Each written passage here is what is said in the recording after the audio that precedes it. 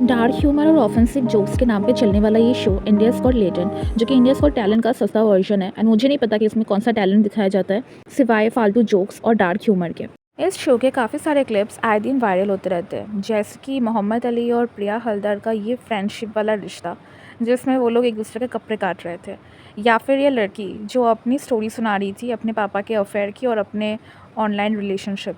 इतने viral clips होने के बाद भी इन्हें हमेशा मीम पेजेस से ही अटेंशन मिली, लेकिन इस बार इन्होंने कुछ ऐसा किया जिससे सारी हदें पार हो गई और सारे पॉलिटिशियंस और पुलिस फोर्स भी इनके पीछे लग गई। तो क्या हुआ था ना कि जैसे कि इस शो में हमेशा डार्क जोक्स का यूज़ होता है। अब डार्क जोक्स क्या होता है और डार्क ह्यूमर क्या होता है? देखो, डार्क ह्यूमर ना वो चीज़ है, लाइक वो कॉमेडी करने का स्टाइल है जिसमें एक्चुअल कोई भी कॉमेडी नहीं होती। आप सडनली कुछ ऐसी इनसेंसिटिव स्टेटमेंट पास कर देते हो जिसके सामने वाले को कोई उम्मीद नहीं होती। अक्सर समय रहना ऐसे जोक्स बनाते हैं, जैसे कि मेरी माँ मर गई, मेरे पापा मर गए, मेरी दादी को मारा। आता है सर आपका बंगला, मैं बहुत बार देखता हूँ बाहर से। एक बार तो मैंने घुसने की भी कोशिश की थी सर, मैं आपके भेस वेस में भी आया था, मैंने कोशिश करी थी, बहुत पीटा सर मुझे तो पीटा ही सर, मेरी दादी को भी पीटा सर। तो ये ऐसे इंसेंसिटिव लाइन्स है जो आप एक्सपेक्ट नहीं करते कि कोई इंसान बोलेगा। तो अचानक अगर कोई इंसान बोल दे आउट ऑफ नोवेयर, तो आप हंसने लगते हो, और अगर आप नहीं हंसोगे तो सामने वाला सोचेगा कि आप में ह्यूमर नहीं है। पर अगर आपको एक्चुअल कॉमेडी देखनी है तो आप स्टैंड अप कॉमेडियंस के वीडियो या फिर वाइन वीडियोस देख सकते हो, जिनमें एक्चुअल में एफर्ट्स लगाने होते हैं एक कॉमेडी सीन बनाने के लिए। आप ऐसे रैंडमली जाकर कुछ भी इंसेंसिटिव लाइन बोलकर वहाँ नहीं हंसा सकते। एंड उस टाइम ना कॉमेडी में एफर्ट्स लगता था। आज के टाइम पे आप कुछ भी बोल दो अपने माँ बाप पर, अपने दादा दादी पर, अपने फैमिली पे, तो वो फ़नी होने लगता है। ऐसे जोक्स की मैं सोच रहा था कि वो मरेगा लेकिन वो इतना बेकार मरा, ऐसे फालतू जोक्स पता नहीं क्यों समय रहना हर टाइम क्रैक करता रहता है, जो कि बिल्कुल फ़नी भी नहीं है। अब डार्क ह्यूमर ना बिल्कुल प्रॉब्लमेटिक नहीं है मेरे अकॉर्डिंग, क्योंकि डार्क ह्यूमर का जन्म ही इसलिए हुआ था क्योंकि अगर आप अपने ऊपर ना कोई जोक बनाते हो, कोई इंसेंसिटिव जोक बनाते हो, आपके साथ कुछ हो गया, आप उस पर जोक बना रहे हो, या फिर आपके साथ कुछ भी मिस हैपनिंग होता है ना, आप उस पर जोक बना लेते हो, तो इसमें कहाँ प्रॉब्लमेटिक है?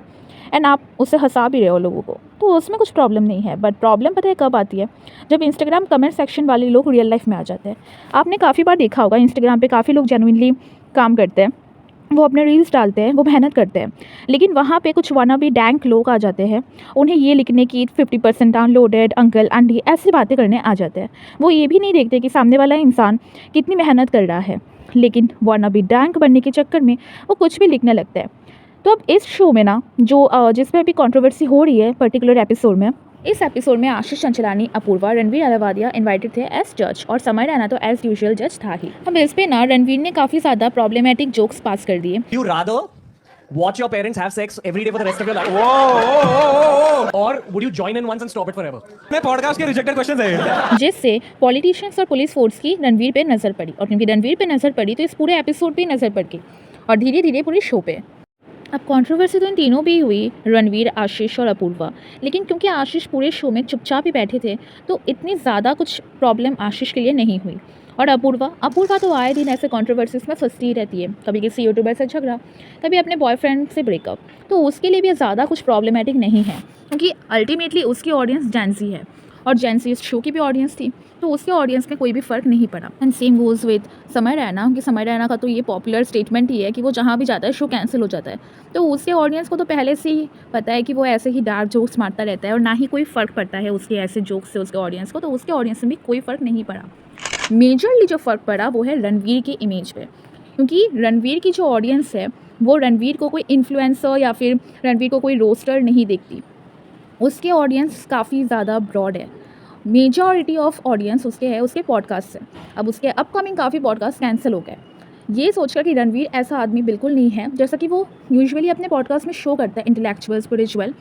जय श्री कृष्ण इंद्र। जबकि वो कुछ ऐसा इंसान है जो अपने माँ बाप या फिर किसी के भी माँ बाप के बारे में ऐसी बातें कर सकता है। एंड इसी वजह से रणवीर ने अपना अपलॉजी वीडियो निकाली। एंड यही चीज़ होता है डार्क ह्यूमर या डार्क जोक्स के साथ। देखो, जब हम नॉर्मली कॉमेडी करते हैं ना, तो अक्सर हम हमारा रियल कैरेक्टर शो करते हैं, हम वो सब चीज़ें एक्चुअल में मीन करके बोलते हैं। पर डार्क जोक्स ज़रूरी नहीं है कि हम हमेशा मीन करके बोलें। हम कई बार ऐसी बातें इसलिए कर देते हैं ताकि हम हमारे ग्रुप में फिट हो सके। अब रणवीर एक ऐसे शो में इन्वाइटेड थे जहाँ का मेन फोकस ही है ह्यूमर, डार्क कॉमेडी और बहुत ज़्यादा ऑफेंसिव बातें। तो अगर वो ऐसी बातें नहीं करते तो फिर वो एज जज वहाँ पे इनवाइटेड ही क्यों थे?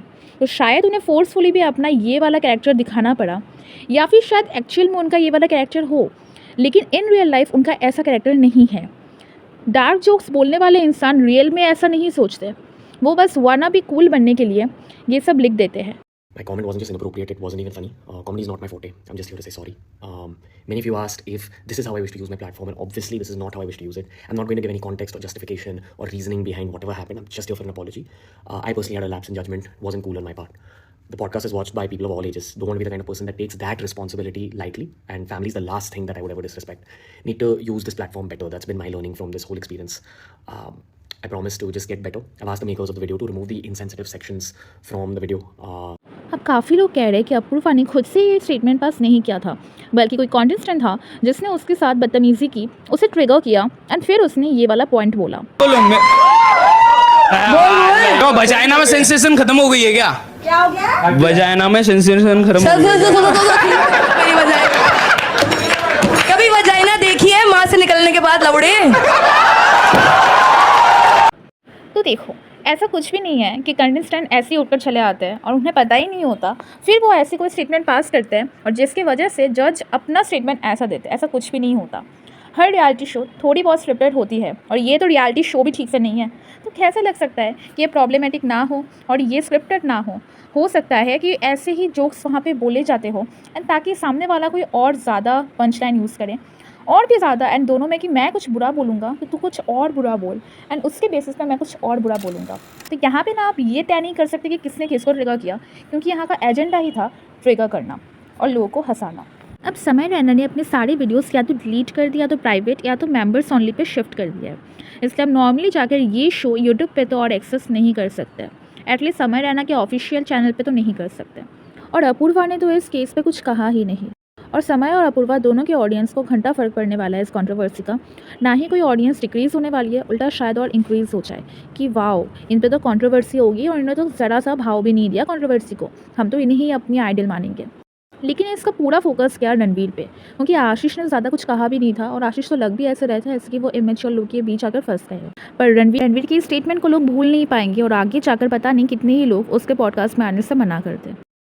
मैं ना यार एक पॉडकास्ट में जाने वाला था अभी, जो बियर biceps, and we cancel that. क्यों? क्योंकि आपको पता है कि वो कैसी पैथेटिक थिंकिंग है और कैसे शब्द यूज़ करे गए हैं।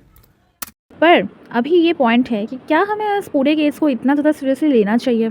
तो देखो, उन्होंने जो भी कहा ना, ये कॉमेडी शो में कहा और किसी कंटेस्टेंट के पेरेंट्स पे उन्होंने नहीं कहा कि जैसे कि वो बुरा मान गया हो। कंटेस्टेंट को भी पता था कि वो एक ऐसे शो में जा रहा है जहाँ ऐसी बातें होती है। ना कंटेस्टेंट को बुरा लगा, ना जजेस को बुरा लगा और ना ही ऑडियंस को बुरा लगा, और ना ही किसी ने ये मीन करके कहा at the end of the day ये बस एक जोक था, और वो भी कॉपीड, एक्चुअल वाला तो रणवीर का था भी नहीं। और ना ही किसी को कुछ बुरा लगा। इसको इतना ज़्यादा राष्ट्रीय मुद्दा बनाने की ज़रूरत मुझे तो नहीं लगती। ये ट्विटर ट्वीट से या फिर इंस्टाग्राम पोस्ट से ईज़िली सॉल्व हो जाता। इसके लिए पॉलिटिशियंस को या पुलिस को बीच में आने की कोई ज़रूरत नहीं थी। हमारे कंट्री में इस वक्त भी काफ़ी अनसॉल्व्ड केस है। अगर सॉल्व करना ही है या फिर इतना एक्शन लेना ही है तो मुझे लगता है हमें उन पे लेना चाहिए। और ये ज़्यादातर जितने भी इनसेंसिटिव कमेंट्स है या फिर स्टेटमेंट्स है, इन्हें लोगों पर छोड़ देना चाहिए। वो अपना अपना देख लेंगे। पॉलिटिशियंस और ऑफिशियल लीगल्स पर्सन को इन सब में इन्वॉल्व होने की कोई ज़रूरत नहीं है। बाकी आपका इस पर क्या ओपिनियन है कमेंट में ज़रूर बताना। और वीडियो पसंद आई हो तो लाइक कर देना और चैनल भी पसंद आया हो तो सब्सक्राइब कर देना।